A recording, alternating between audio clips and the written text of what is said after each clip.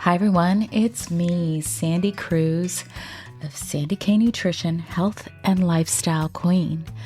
For years now, I've been bringing to you conversations about wellness from incredible guests from all over the world. Discover a fresh take on healthy living for midlife and beyond, one that embraces balance and reason, without letting only science dictate every aspect of our wellness. Join me and my guests as we explore ways that we can age gracefully with in-depth conversations about the thyroid, about hormones, and other alternative wellness options for you and your family. True wellness nurtures a healthy body, mind, spirit, and soul. And we cover all of these essential aspects to help you live a balanced, joyful life. Be sure to follow my show, rate it, review it, and share it. Always remember, my friends, balanced living works. Hi, everyone. Welcome to Sandy K Nutrition, Health and Lifestyle Queen. Today, my guest is Brenda Farrugia. Did I pronounce that right, You Brenda? did, you I did. did. Of So Brilliant. Brenda is a transformational quantum energy healer with a natural ability to remove negative energy and spiritual attachments. Brenda's mission is to support those ready to liberate themselves from negative influences and elevate their consciousness. She offers practical, intuitive, relatable spiritual approaches to help you raise your vibration and unlock your full potential. So, today we will be discussing energy healing and what this means. And we're going to provide an introduction to beam therapy. Most of you guys who follow me, or ladies, most of you are ladies who follow me, know that I'm a big believer that wellness goes far beyond just those scientific research studies. And this is why I love to have authentic, real conversations with guests who are people that I vet out carefully, because we know that spiritual can mean a lot of different things in this world of podcasting and social media. And I've gotten to know Brenda very, very well. And so I am welcoming Brenda to my show and introducing her to all of you. So, with that, welcome, Brenda. Thank you for coming. Oh, thank you for having me, Sandy. It's a pleasure. I love what you do. A fellow light worker spreading good information. Yeah, well, light worker, maybe start with that, because a lot of people are seeing that and hearing that now on social media. And how did you become what you are today? It's got to be a process of evolution. Yeah, I was born this way, but not realizing I came in with gifts. I just assumed everybody had them. It's really interesting because I do collect light workers and old souls. They seem to be attracted to my work. And I was a young child and I could see dark beings and I could see angels. And very, without getting too in depth into the story, because I could be here all day talking about it, I realized very young that when I was sad or hurt or in low vibration, I didn't know what that meant, but feeling wise, feeling sad, I could see dark entities. And when I was happy, I saw angels. I could hear angels and I could hear the dark talking to me when I was sad. So at a very young age, I used to tell my mother, oh no, the house is getting sad again. They're coming out. Mom, we need to get happy. And my mom's like, what are you talking about? Stop talking this way. People are going to think you're crazy. So very young age, I learned about vibration, not realizing what it was. Happiness brought good stuff. Sadness brought bad stuff. So, my training in my childhood was my training. And I believe all the traumatic events I went through have been a gift, because when I sit with clients now, I've been through that. I get it. But it wasn't until my dog hurt herself. She was a whippet and she was running very fast and she broke her back in front of me. And it was horrific. I was pretty young at the time. And it was over a long weekend on Easter. It was on a Friday, on Good Friday. And I picked her up and I brought her home. And I said, Mom, Dad, it was late. So we called our vet and he says, there's nothing I can do for your dog. You're going to have to bring her to Guelph University. And Guelph University said, yeah, bring her in. So we put her on ice. It was really traumatic and horrific. And they told us, we don't know if we're going to be able to save your dog, but she's in the best care. So we're going to keep her comfortable and we'll make a decision if we'll operate on the Monday. So she was my best friend. So I was very sad. But that weekend, I was guided to, as I could always hear my angel speaking to me, a guide speaking to the team that works with me. And what they showed me to do was what now I understand is quantum healing. We're just putting a name to what I've always been able to do. They had me put pictures of her and me. And they showed me to hold my hands over and picture her and me in the highest best, where we're happy and running and playing. I spent pretty well the whole weekend with my hands over our pictures and imagining her back home safe. Well, I didn't even think about this, but when we got a call on Monday, they said, there's been a miracle. Your dog's back is healed. You can come pick her up. She'll never run again at 35 miles an hour, but she's going to walk fine. So we brought her home and they showed us her broken vertebrae and then a fused vertebrae. It No. was a miracle. That's what I set it out to. Didn't know that I had anything to do with that. It wasn't until I went through my journey, I got married, I was very connected and yet disconnected by my programming. So here I am married. No offense to the gentleman, because I do love him for the lessons I learned, but it wasn't the best marriage. So a lot of things were falling apart in my life. And it wasn't until my body started to really break down where I realized something severely wrong. And I said to God, I obviously don't know what I'm doing, God. So I now surrender my life to service. So either take me out of this, and I might not wake up in the morning, or if I meant to do big things here, then show me what I need to do.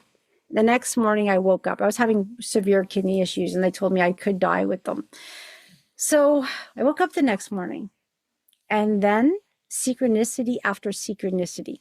Again, really cool story, but to fast forward, I changed jobs. I was invited to a party and they said, there's a psychic that's going to be there. And I said, I don't do psychic readings because I always thought I was going to die.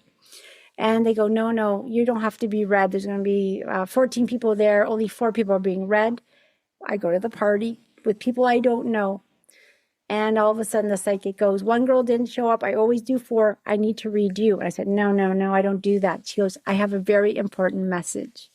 So I sat with her, because she said, it's about your son. Now, my son was behavioral at the time. They were starting to think he's ADHD. I don't believe in drugs personally, but I was at wit's end. I didn't know what to do with him. She said, your son's very psychic. He's been bombarded with so much energy. He needs help. Get him beam therapy. And this is what we're going to talk about today.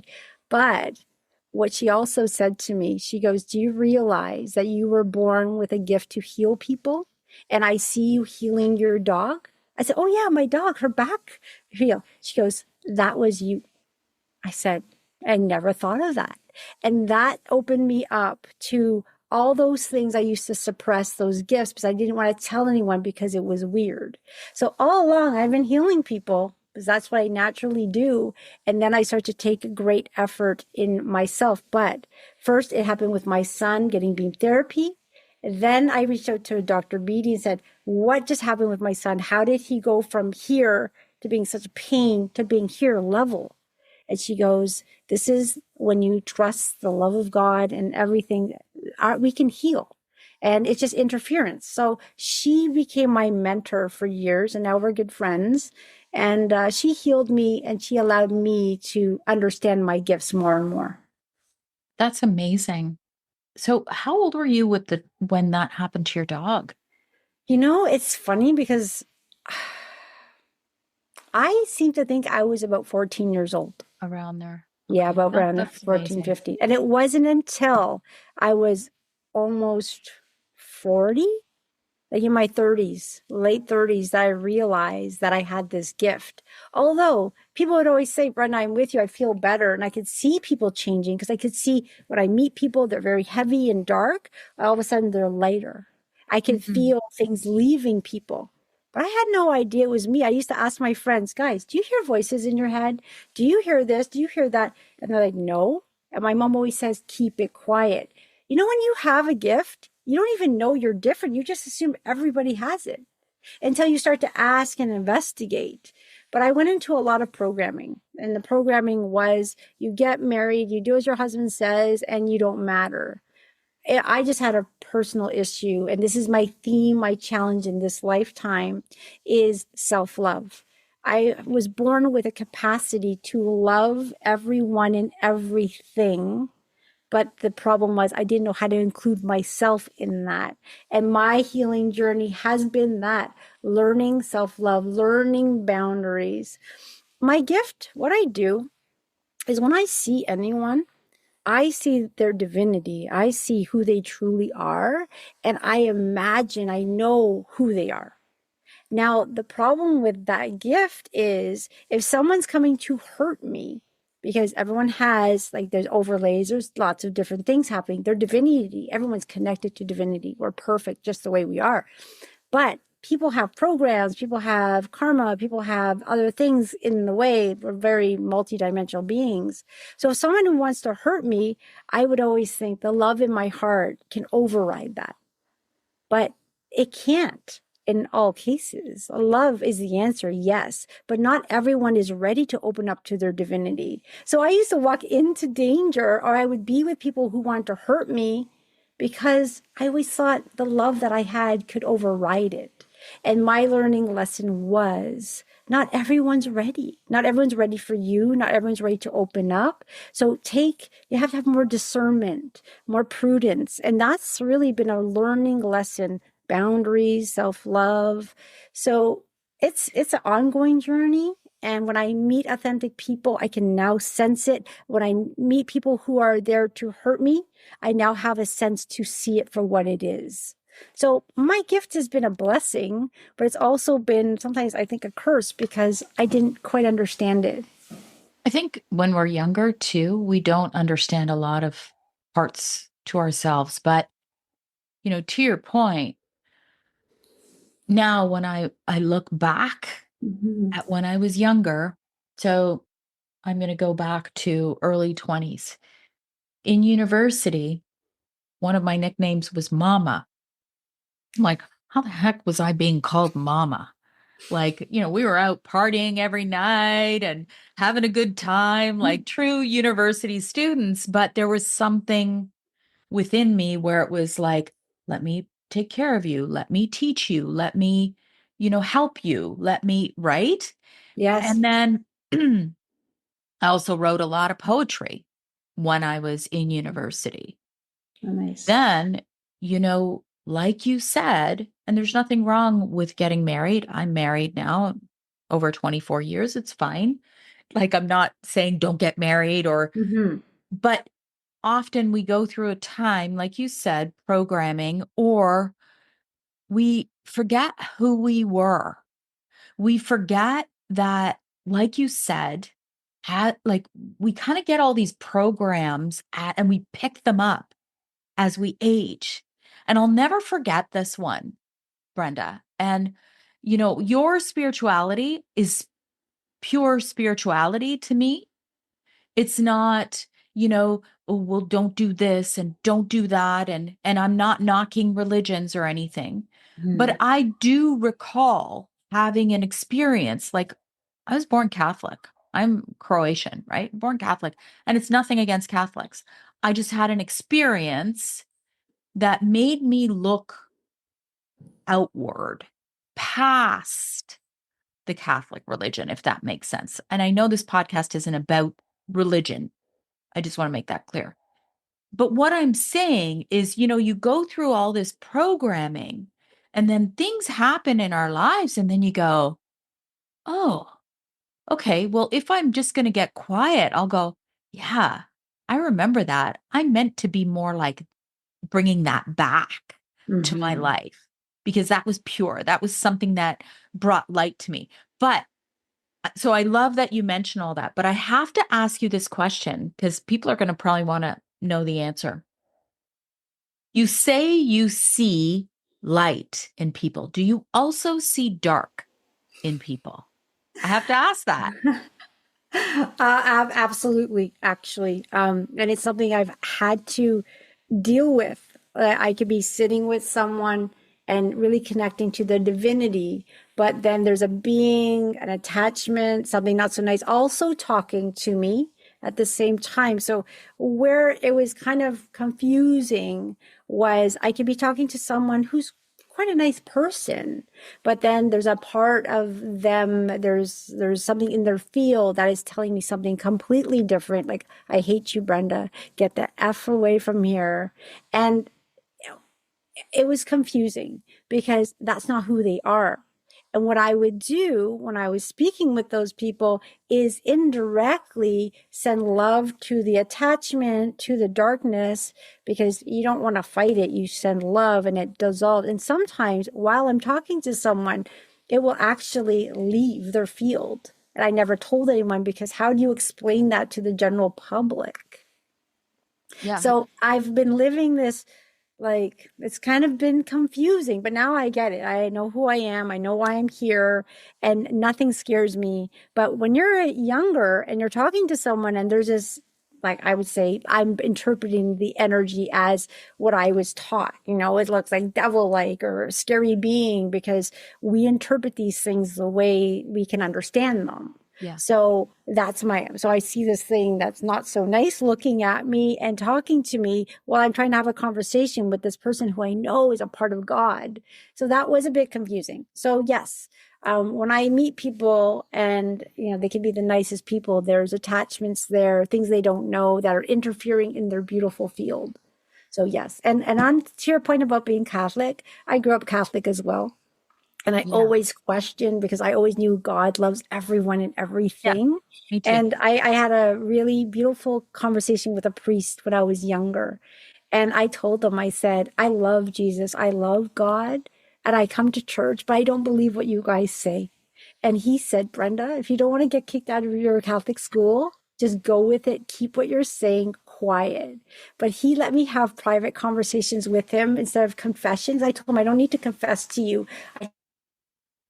We had talks about the universe, and he was the coolest priest out there, but I was meant to meet him because he kind of guided me into saying, he always told me, you have a very pure heart, don't ever let anyone harden it, and be who you truly are.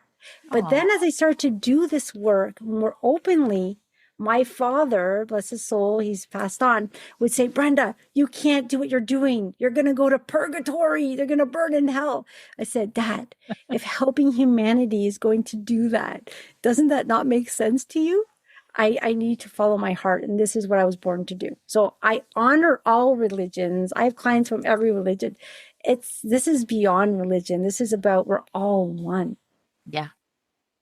Yeah, so interesting that you say that. I had one situation, actually a couple, with priests that were not good and Mm, very, very judgmental, and me walking out of confession feeling worse about myself instead of feeling better and feeling like I had a release, which is what confession is mm, supposed to be, maybe. right? Yeah. And that was when I started to think like you, beyond that, beyond those constraints, because I always wondered, why do I need a conduit to believe in God and to pray and to do all those things and to confess if I want to confess, or what, like, why do I have to Yeah. have a conduit? Yes, sometimes church gives you that Mm, amazing, peaceful feeling. When you go to a church and a choir is singing, it's a beautiful thing. But I just had to go beyond the judgment and the criticism. yeah. Even when I started to get into energy and Hmm. studying energy, which my story a long time Yeah. ago. And I didn't like when a priest came and would bless my home and see all these feng shui cures that were, I kind of carefully would hide them behind things. And then, there was judgment there. And I thought, well, this is all just for my peace and my good energy and my home. So I just never understood it. But, let's go beyond this because I kind of touched on Yeah. energy, and a lot of people are hearing quantum energy. What exactly does quantum energy mean? How's that different? And by the way, I just want to Yeah. say, you know what, Hmm. to your point, it's interesting because I never really knew. I can look at somebody and just like you, have a conversation, have a great talk, but something, and I always thought it was the aura or Hmm. something. I could never identify what it was, but I could always get this feeling like something is amiss, but I Yeah. could never identify it. So maybe you'll help me hone in on whole that whole talent because I think it's kind of cool because I You bet. couldn't identify it or Hmm. understand it, but I could feel it energetically. So maybe let's get into quantum energy and what that means. Well, I'll compare quantum energy healing to Reiki because people know Reiki, right? Yeah. But quantum healing is looking more at it holistically, that everything's energy. We're energy, everything's energy. And it's more about tapping into our mind, our thoughts, um, connecting to knowing that we have an innate smart system that God gave us where it can heal. So quantum healing to me is somewhat like Reiki, but Reiki is more regimented. Reiki is more, the practitioner is going to bring in the energy and really follow a protocol to allow the energy to do what it needs to do. They're a conduit, and they're not really participating. They're allowing the energy, which is a beautiful practice. Quantum healing is when I connect to someone. I see them in their magnificence, and these timelines open up, and I hold them in the best timeline and allow whatever needs. So it's a multiple of different things happening that brings that person to resonate with that higher version of themselves. So, you know, I think the label quantum healing really is knowing that we are all connected. We're all magnificent beings. We all have this divinity. We all have this magic or a miraculous body, this intelligence that works. And now we are starting to tap into it. People are starting to realize when I think positive things happen. When I talk to my body, it heals. And we're starting Mm, to notice the mind body connection, which is in everything. If I eat healthy food, my body's going to feel good. When I meditate, I feel good. So it's kind of this whole holistic thing of understanding that we are energetic beings, that we have the power to really direct our lives. And when we do that, the energy that is around us moves and flows in the right ways. mm, When I'm working with someone quantumly, I can do it by distance. I have a lot of international clients, and even if I've never met them, they get the same benefit if they were here. And Reiki can also be done quantumly because they're tapping in by distance. So, but a lot of people, when they want a Reiki session, they want the hands on. It's more the traditional thing. mhm, And nothing's wrong with that. It's a beautiful practice as well. But I believe human consciousness is increasing. And that's why we have this term quantum healing, because people are starting to understand that healing can happen without us being physical, because we're in that one field. We're all connected. You know this. When you meet someone and you love their energy, you don't know why or you just love the person, you want to be with them. And we're talking, yes, talking is very limited. And then you meet someone and you pull back, like, oh, because you're sensing their energy. So we are very energetic, we're energetic beings. And I think now humans are starting to tap into that. And we have this label of quantum healing. How did I heal my dog? Quantum healing. Why? Because I tapped into a reality where me and her were back. She was my best friend at the time. So how did that? I pulled her into that because that's what I knew to be true. So that's more. So quantum healing is like the new age term for energy healing. It's more of believing that everyone is powerful. For instance, I can hold the space for anyone, but I don't know the outcome a client's going to get because they have their own belief patterns, they have their own limitations, they have their own journey. So when I tap in to help someone, some people have these miraculous healings where their stage 4 cancer is gone and the doctor's like, we can't explain it.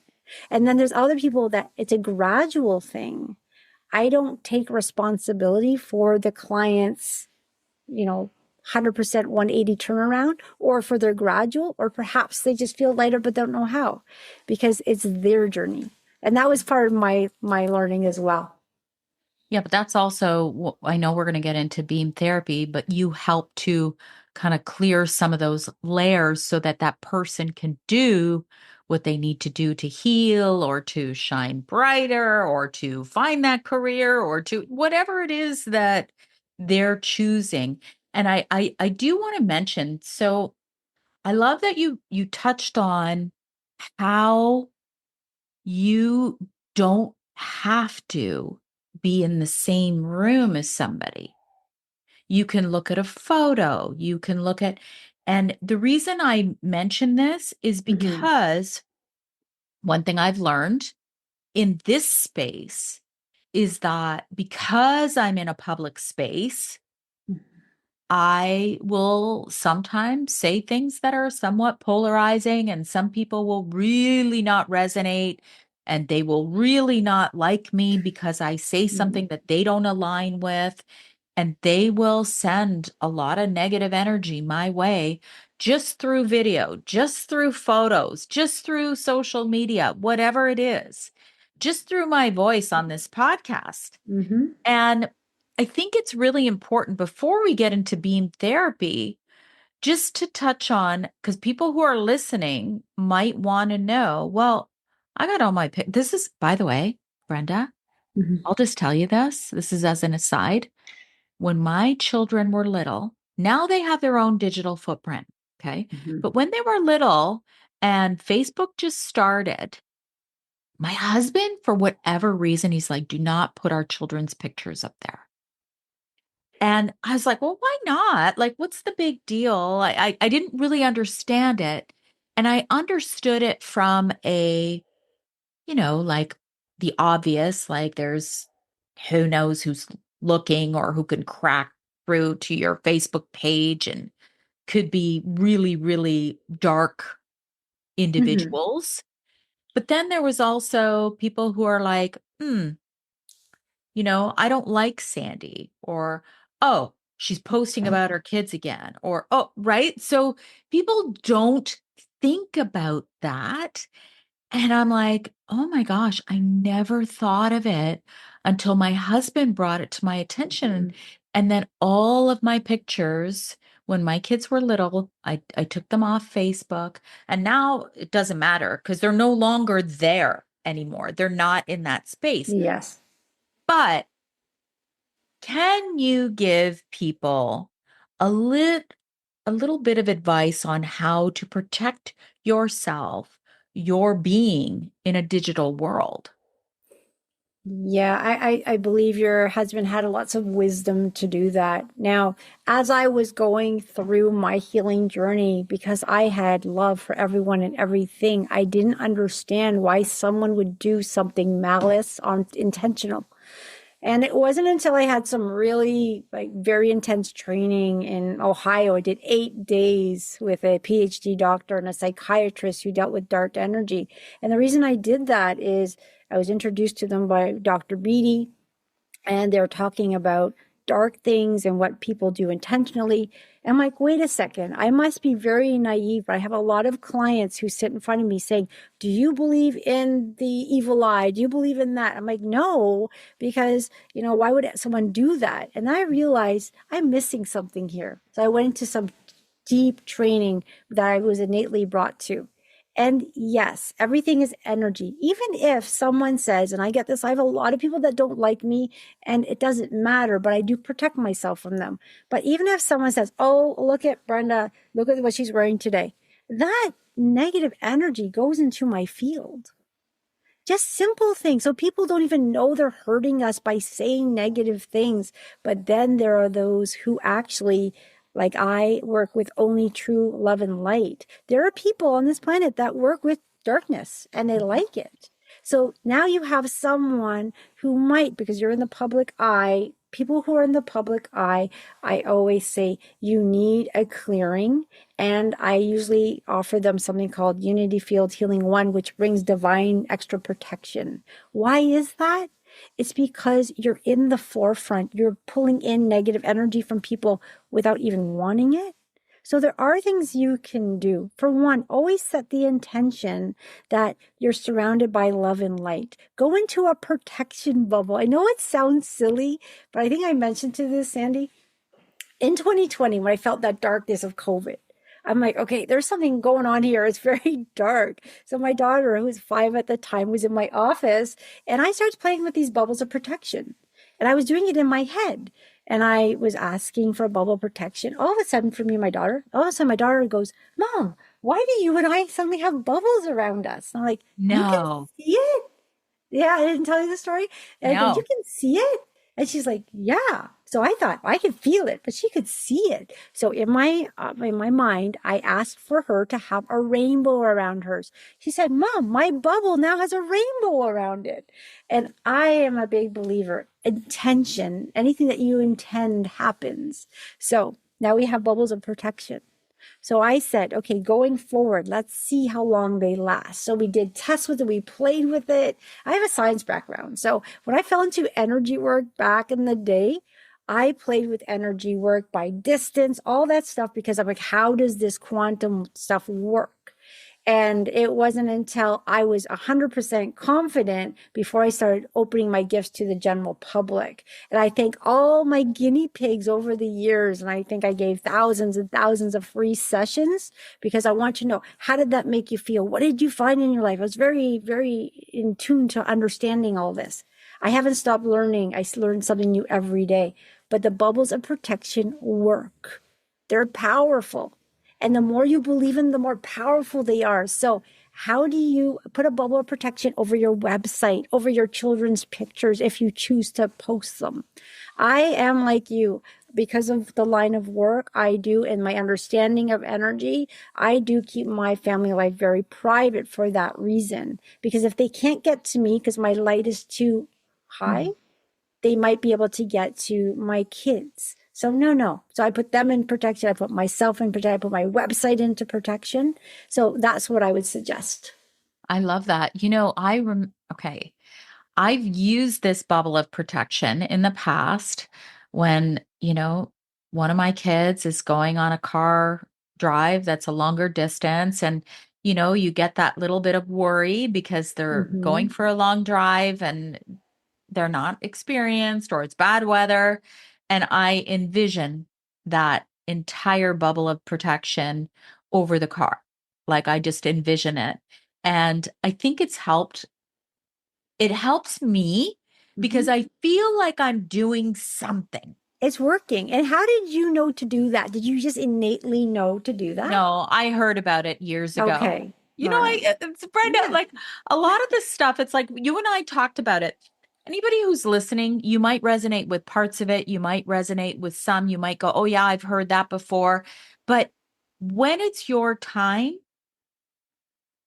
for that resonance for you to use it, it's like it'll click. And then you're going to go, oh, yeah, I remember that. It's like Brenda, we were talking 2 weeks ago, and she mentioned Ho'oponopono to me. And I'm like, huh, I heard about that years ago, but it didn't resonate with me at that time. And Mhm. now that's all I do. I take my Ho'oponopono walks and I thank Brenda for bringing it back into my life and reintroducing it because it resonates with me now. So the bubble, Yeah, I had heard about it. And then now that you mentioned it, I'm like, I'm going to use that a little bit more. But I do want to, because you touched on that your background is in science. Hmm. Do you know, is there any science or research around quantum energy? I know there is around quantum fields. Yeah. So, I did genetics and cell biology. And in my last year of university, I came across a book called The Biology of Belief by Bruce Lipton, Yep, right? I've read that And twice. I don't know, I was very intrigued by this book. And I'm like, they lied to us in university. They said this about the cell. And it kind of like woke up my world saying, why did they teach us like, this, we're so powerful and all that. So yes, there is so much more. And now, EFT, emotional freedom technique. Do you know that one?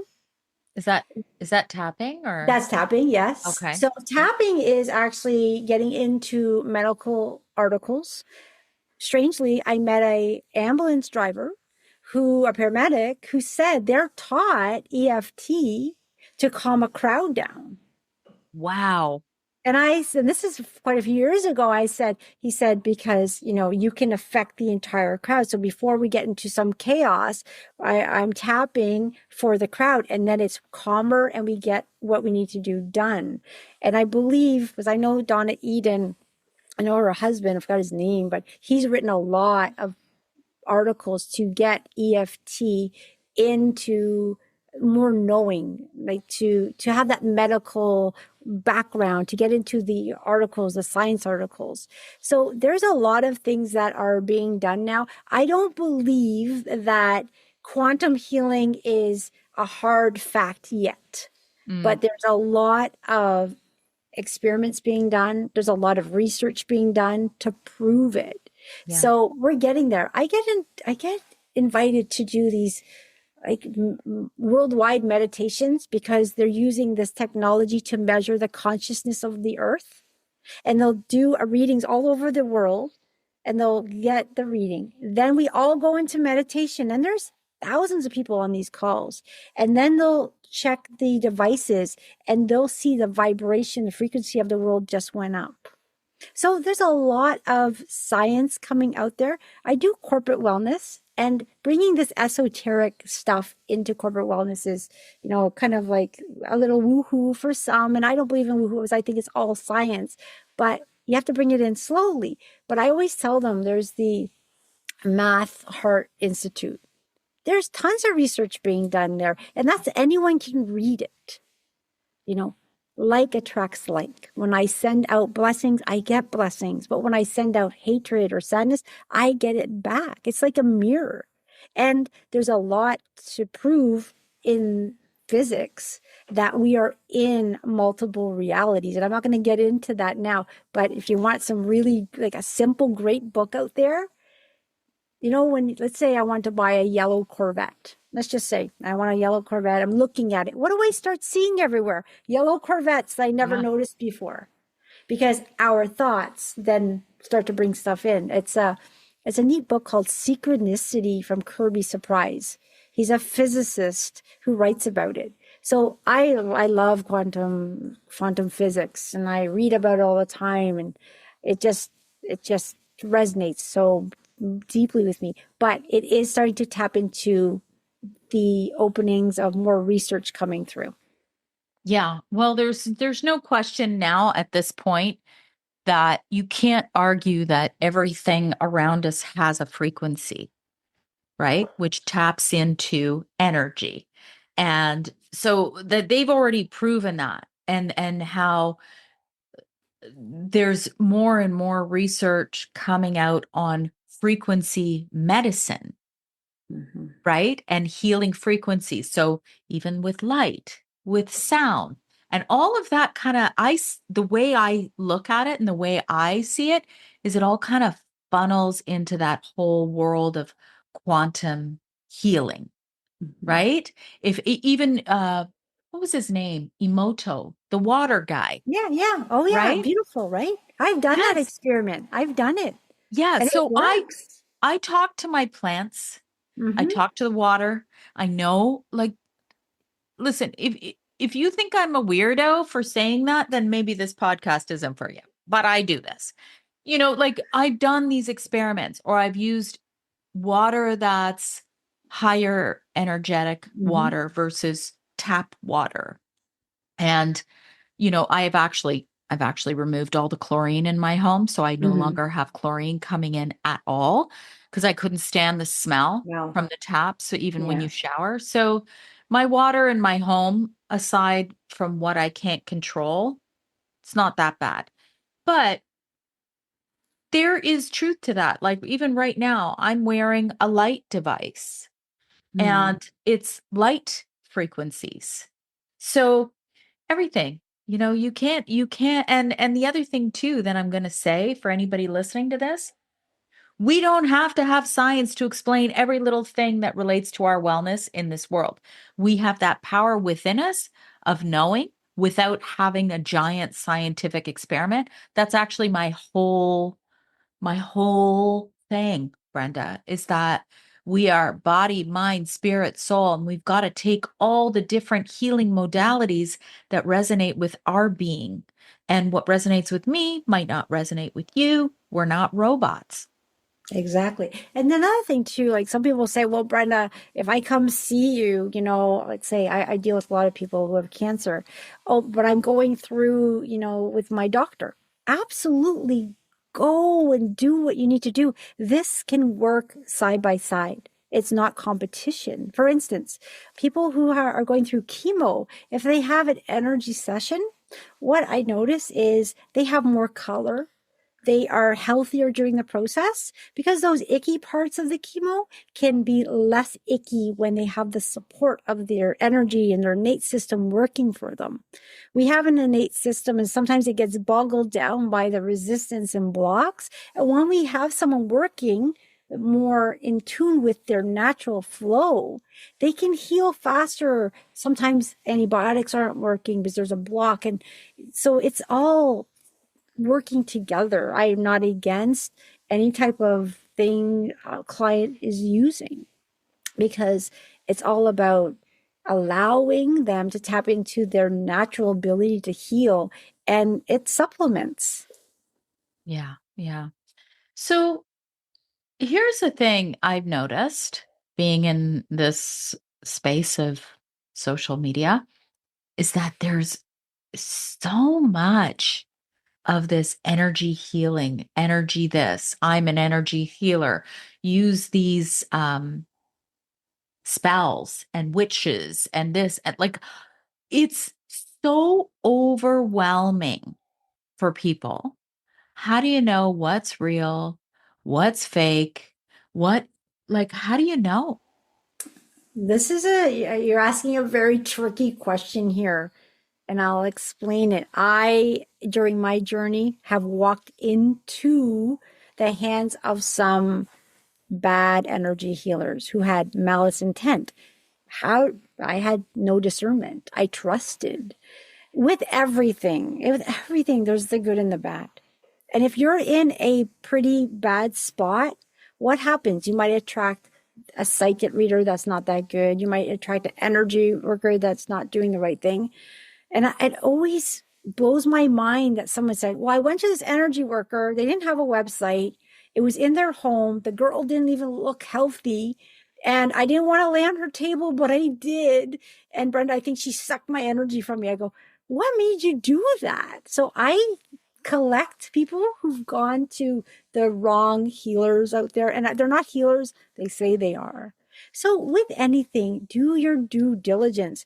Look for reviews. Ask to speak with, like, sometimes I get people, I do a discovery call with everyone. And if they want to talk, I can give them handfuls and handfuls of clients I've worked with to make sure that they're comfortable working with me. Because if you feel hesitation, don't work with that person. Run the other way. It's Yeah. with anything. If you're getting a bad vibe about your dentist, would you let them work on your teeth? No. So you have to ask for discernment with this thing. So yes, there are some really beautiful healers out there, and there are some that are not. And it's about discernment, going within, and never feel pressured. Never feel pressured. Even if someone comes for a session, I always give them the option after we speak. If you want to go, you can go. They don't go, but they can if they wanted to. Actually, one guy did go. He was a little bit scared. And he said, "Can I think about it?" And he left, and I just let him go. No, no deal. And he came back a few weeks later, says, "Okay, now I'm ready. I did more research on you. I'm ready." And you know what? I thought, what a smart young man to do that. Right? No Yes. offense taken at all. This is your body, your temple. You do what feels good for you. Yeah, So that's you just have that's to a be good careful answer. with everything. So the other thing I just want to mention is a lot of times we seek out energy healing, spiritual healers when we're in a very low vibrational state. And Yes. so that kind of makes sense on what we were talking about earlier, that you may be attracting in that state. So taking time, like you said, to step Mhm. away and then use your own discernment, get quiet. I'm always like, I think the biggest problem with this world today, Brenda, is that people don't get quiet enough. Oh, absolutely. And I'm a very quiet person and I still get the messages, Brenda, slow down, go within. Because I get busy sometimes, right? It's that yes, recentering. Yeah. yeah, well, that's why, for me, I do my daily meditations. I do my daily walk, which I consider a meditation. I Hmm. consider that as part of my meditation. I don't talk on the phone, rarely, unless my mother really needs to have a conversation. Then I'll talk on the phone. But Yeah. but the fact is that I take these moments Hmm. without anyone or anything speaking. I say to people, don't listen to my podcast when you're on a walk in nature. Don't Yeah. Connect. connect to nature. Because a long time ago, one of the very first shows I did was about the synchronicities. Mm. And I think when we don't get quiet, we miss them. Or if we even notice them, we kind of shrug it off to, it's just a coincidence. And synchronicities don't happen to everyone. If synchronicity starts happening in your life, it's because you're starting to tap into a higher vibration, that magnificence within you. And when they start to happen, it's really cool, right? And like Yeah. sometimes it's just so noticeable. Like, how could you not, it has to be divinely guided. But Yeah. that is that quiet time. That I've always had my walks in the forest. I love trees. I love nature. I just love to lay in the grass. But I've always been, people always think I was weird because that's what I just love to do. But that's where I feel home. I love being in forests. I used to sit, like, maybe people used to think I was a bit odd, but I used to go into the forest and just sit. And I'd have all these little birds beside me. I felt like Snow White, and that was my happy place. And my parents always knew where to find me, in Etobicoke Creek, sitting somewhere quietly. See, I just this week, okay, before I went on my European trip, I pulled out old journals because I used to write poetry. I wrote in journals. This is kind of what we touched on earlier. When Hmm. we're younger, sometimes we lose that and then we go back to it and realize, oh my God, I love that part of myself. Hmm. And so I found an old poem and I put an excerpt of it. It was about nature because I used to write about nature. And so it's interesting that you say that. And then, you kind of go, yeah, whatever. I go for a walk, I'll put on my headphones, I'll listen to a podcast, I'll go and jog and put my headphones. And now it's like, gosh, no, nobody bother me. I'm going on my walk in nature, me and my dog, and I just want to be fully present to those synchronicities because I love Hmm. them. Because we get them all Yeah. the time. It's just we have to be open to receiving them. Too. Yeah. So let's get into beam therapy Okay. because I'm going to say that the majority of people who are listening have never heard of it. So, is there an easy way to describe what beam therapy is, Brenda? Um, I'm going to do it as simply as I can. First, Okay. the acronym BEAM stands for Bioenergetic Emotional Access Method. It was created over 50 years ago from a medical doctor, Dr. Joan K. Beatty. She actually had a practice in Toronto. She just retired, I believe, last year. And she saved my life. And I fell into beam therapy in her loving arms by accident because my guides knew I would never do something for me. But that's just my son. I brought him to beam therapy. Huge change in 3 sessions. And he just sat there and I just sat there going, what the heck's going on? I've done podcasts about beam therapy. And, sometimes people in other countries see it and they go, I need to do this. How? I've never heard of it before. So Dr. Beatty is a beautiful woman. And she's very quiet and she's very sweet and she's very wise. And she always said, Brenda, you talk too much. And I said, I just want people to know about beam therapy. She says, the right people will find it. So we haven't really ever advertised it too much, but I've just started advertising it more now. I'm not sure how many beam therapy practitioners there are out there. But I remember I taken her class 7 times and then I became a teaching assistant with her. And with COVID, all that stopped. She stopped doing that because she doesn't like the video stuff. She's more of a hands-on person. But beam therapy she used to tell me, is a catch for all. And I'll just explain it and if you want to interrupt me anytime, is when I get very passionate about beam therapy. It's one method that I do the way I was taught from Dr. Beatty because in honor of her. She spent her whole life doing beam therapy. Medical doctor, I believe, from Monday to Wednesday. And then on Thursday, Friday, she did beam therapy for people. She had a waiting list of 2 years. How I got in so quickly was divine intervention. She connected with me on the phone. She goes, you need to see me. And I went with her right away and started my sessions with her. So how beam therapy works, the premises of it is we're all already perfect. And we truly are. We're a perfect diamond. And we get, we come into our mother's tummy and our consciousness comes in, our humanness comes in, our karma comes in, and our ancestral stuff comes in, and our parents' behaviors and stuff come in, our patterns come in.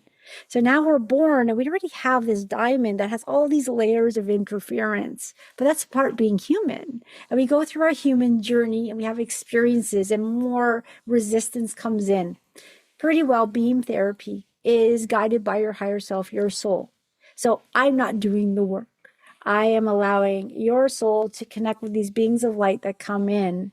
And they know much more than we do. So we kind of get out of the way and allow them to release whatever is no longer serving with you in a layer. So this is the one thing. This is not a one-time fix, although some clients have these huge shifts with just one session. But most of us, light workers, old souls, have a lot to release. So in a layer, so I'll explain what a layer is. Your higher self creates a layer of stuff that no longer serves you. So it could be 2% of this trauma, 5% of that trauma, negative belief, something you saw that hurt your heart, something that was said that hurt you. So it creates like 1,000 different things in your field. So when I see clients ready for beam therapy, they're in this dark cloud. And then through the process of beam therapy, there's no touching. We're just going through a process. I'll guide you through it. Is you're releasing that layer. And once that layer is gone, it never comes back. So what happens is, say heaviness leaves your field. We can call it darkness, heaviness, dense energy. And then what happens is it's replaced by that love, that light energy. So after a session, your energetic field, your light quotient increases, increasing your vibration and your frequency. And so when people leave a session, and the session's not that comfortable for some, everyone has their own unique experience. Some people can cry during it. Some people have old memories. Some people just feel complete peace during it. So I can't explain exactly how you're going to react during it because we're all very different, but I've had it done. And I know the first 5 sessions I had done, I told Dr. Beatty, nothing's happening. Like I don't feel anything, but something in my heart keeps having me come back. And she said to me, this is a long time ago. She said, Brenda, there's magic happening in your quantum field. And eventually it's going to trickle down. You're just very numb and you have a lot of trauma that we have to get through. Well, after that day, something clicked. After 5 sessions, this trigger in my heart, I felt love for myself I never felt before. And my whole world started to change. Some people get that after 1 session. Some people get it after 2. Some people get it after 5. We're all very different. But it has to do with how much trauma did you have from when you were in your mom's tummy to age 7? Because that's where it's really deep in your subconscious. Some people just had a really great life and something happened in their 20s. They heal quicker. But someone like me who's had a lot can layer by layer by layer. So beam therapy is not a one-time miracle, but it's very powerful and it's a catch for all. Now, for some of you out there who kind of know this kind of stuff, it pulls in things like past lives, ancestral wounds, really deep rooted belief patterns. You're not good enough. It helps people build confidence. It gets your body, your energy system working. So with beam therapy, which was just like sitting in front of Dr. Beatty and she's doing this thing and I'm doing my thing, my kidneys healed. My scarring on my tissues on my kidneys went away. I had no traces of the beginnings of cervical cancer. My liver started to heal. I was very sick when I first met her because I was a mess. But not only that, my emotions changed. My mental state changed. I found love for myself. So everything started to work. So it's kind of this catch for all. So beam therapy is something that I do with people when they don't have, say, an actual issue. It's just everything. So it's very powerful and it can be done by video. It can be done in person, and how you're going to react during it really depends on you. But what I always tell people when they book that session, warning, you might feel a bit crappy before the session. Your higher self is going into your field, picking out current stuff, things that happened to you when you were a child. We're affected by things we see, what we hear, what we experience. So I grew up in a household where the news was always on. I had so many of these things in my field. I had no idea I was being bombarded by them. So beam therapy is guided by your higher self. Your higher self is in charge. It knows what you're ready to release and what's beneficial. But what happens is you get lighter, you get lighter, you get lighter, more connected. And you can always create new traumas, but the stuff that releases in a session, it never comes back. So the one common thing I get from people who've done beam therapy is I feel different. I feel more peace, but I can't pinpoint it. It's a hard to explain the feeling. I always say, try it and see how you feel. Now, I have to ask because I've had a beam therapy session for you guys who are listening. You kind of go through different categories of like wellness, I'm going to say. Mm-hmm. And I know that you do this intuitively. You don't necessarily go through all of the categories on every single session. You kind of have that guidance on what this person is open to releasing. Does that make sense? Yeah, so you're actually right. So there's 10 phrases we have available to us. But your higher self or the client's higher self is guiding me to use the phrases that are going to act as the main phrase to pull out the energy associated with that. So out of the 10 phrases, usually if someone's doing beam therapy for the first time, we use 3 to 5 phrases. And those phrases are guided to me by your higher self. But what I know is by the time we're done, that entire layer is now gone. And then they might come back and next time and different phrases come up. And they'll always ask, like, why did these phrases come up? It's because I'm being guided that these are the best phrases to use to release the layer. One thing that bothers some people is, let's say someone's been adopted and their biggest issue is abandonment. Abandonment is such a big trauma in your life that one of the phrases is abandonment. And what I've noticed is a lot of times we don't use it the first few times. And they want to use it, but I'm being guided not to use it because their abandonment issues or their challenges are going underneath gently under the other phrases. But if, let's say, we're going to override what I'm being told, which I don't do, I always follow and I respect what the higher self is asking me to do. But let's just say we pretend that we were to override it. What would happen is you're kind of crashing the person or giving them extra trauma to release something when it doesn't need to be that way. Beam therapy is a beautiful process. It's very powerful, very simple, and we try to make it as gentle as possible. And then as enough resistance is chipped away, let's say you have a big trauma, taking like 2%, 5%, then when it gets to a manageable level, we'll start bringing in abandonment in the session. But Mhm. we're going on the guidance of your higher self. It's not me doing the work. And you guys, I'm going to give you an example because this is really, really powerful. This is why I wanted to do a show on this. So, I myself never had physical abuse, whatever, like spanking as a child. But to me, that was like everybody was spanked in the 70s, right? And I've always thought it was a difference between spanking and beating. So I never experienced physical abuse from any relationship in my life, not my partners, not my parents, nothing. And when I did this session, I was kind of going through all the categories. And then physical abuse was one of the areas. And I kind of lost it, Brenda.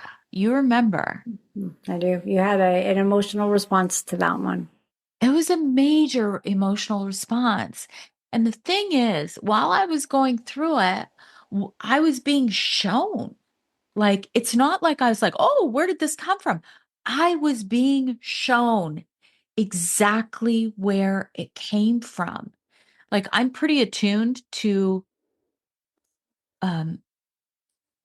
pretty attuned to myself, my higher self, my intuition. So I don't know if it's that way with you, with every client, Brenda, but it was so powerful because I knew when I was done, I'm like, I just healed some heavy shit that Yeah. went back really, really far. And so this is why I wanted to mention my personal experience because I think it's a testament to how powerful this can be. Hmm. Yeah. You know what? Everyone's experience is different. The reason I believe you had such an understanding and your guides gave you that information you need to you that would help you is because you can handle it and you've done the work to get to that place. But a lot of people release some really, really tough stuff without even knowing it.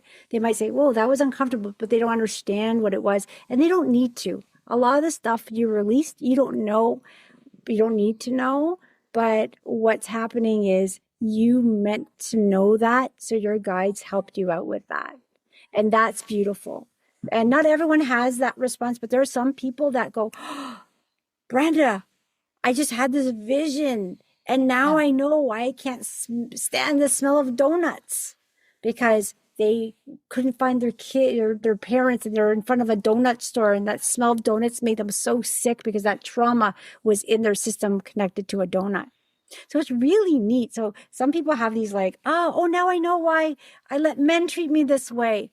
It happened from this childhood thing. So everyone has their own experience. It's very unique. And some people, Brenda, a lot of teenagers. I love working with I love working with all people, but teenagers are so neat because they don't want to talk. And their parents ask them to come see me. And they sit there and they're doing their thing. And they'll say, Brenda, that was a little uncomfortable. And I don't know what's going on, but I feel better. And this is the weirdest therapy I ever did. It's energetic therapy, let's say. But it's neat because you don't have to have those bursts of emotions. Sometimes they just sit there quietly, release, and they go. And I've had 100 sessions of beam therapy. All right, close to. I think it was like very close to 100. Why? I needed it. And sometimes I just sat there numb and allowed the energy to go. And sometimes I would be bawling during it. And sometimes I would remember and sometimes I wouldn't remember. But I always feel your experience that you're having is exactly what you need. So it's very unique to each person. Mm. It's very powerful, you guys. Okay. We are over an hour, which is fine. I would love for you to let me know, is there anything that I missed, or is that enough for this session? We're gonna have to record another one. What do you think? Well, there was always time to record more because Oh there's yeah. tons of knowledge out there. Yeah. But what I would say is, being therapy, if you feel the call, then have a session and try it. If you want to try my energy, because every practitioner brings in their own abilities. Like I'm a unity field healing practitioner, but when people do it with me, it's different when they do it with someone else. But why the clients I love to work with are the ones that are open, because sometimes they'll book, I want a beam therapy, but when they present, I'm being told, do this, this, and this instead because they're going to benefit more. So I'll just say, hey, listen, you came for this, I'll do it. But if you let me go with my intuition, this is going to be better for you. So a lot of clients will say, yeah, absolutely, I'm here, let's do it. So if you're booking a session, let's say, just book like a session and let's just do what presents. But if you're really interested in beam therapy, go ahead. But I do a weekly group call. And a lot of people will say, Brenda, let me join that group call first because let me see what your energy's like and see if I can, so that's always an option. And then I have a YouTube channel with a lot of older healings and just things. Because I'm not like totally out there on social media, so I don't have the time, but I put out there what I can put out there. Perfect.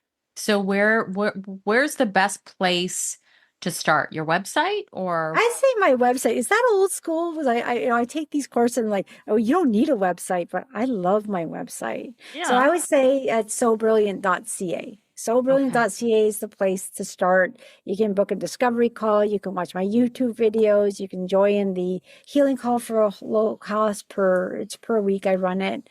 And you know what? It's just getting to know who I am and seeing what it feels like in there. I get a lot of people that say, I was drawn to you. It's usually the light workers in the old souls.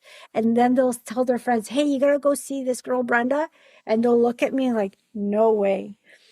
I bring in a lot of light. And for those of you who are ready, you're ready. And you know what? And sometimes we resonate, sometimes we don't. And it's really just go with your gut. It's your gut feeling. Yes, I love that. I love that. Thank you so much, Brenda. I really love my connection with you. You have taught me so much.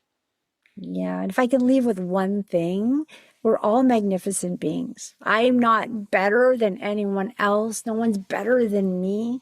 We're all we've all come in with this God essence. We're all divine beings.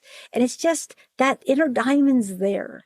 And as you start to release that resistance, it starts to show that authentic self is there. So if you're feeling like I'm not good enough or I'm not who I'm supposed to be, it's just the call of your heart calling you to who you truly are. Mhm. So do the work, whether it's meditating or reading, invest time in you and have that quiet time each day to reconnect with you. And then you'll know those next best steps for you. Perfect. Perfect. Thank you so much, Brenda. You're welcome. Thanks for having me, Sandy. I hope you enjoyed this episode. Be sure to share it with someone you know might benefit. And always remember, when you rate, review, subscribe, you help to support my content and help me to keep going and bringing these conversations to you each and every week.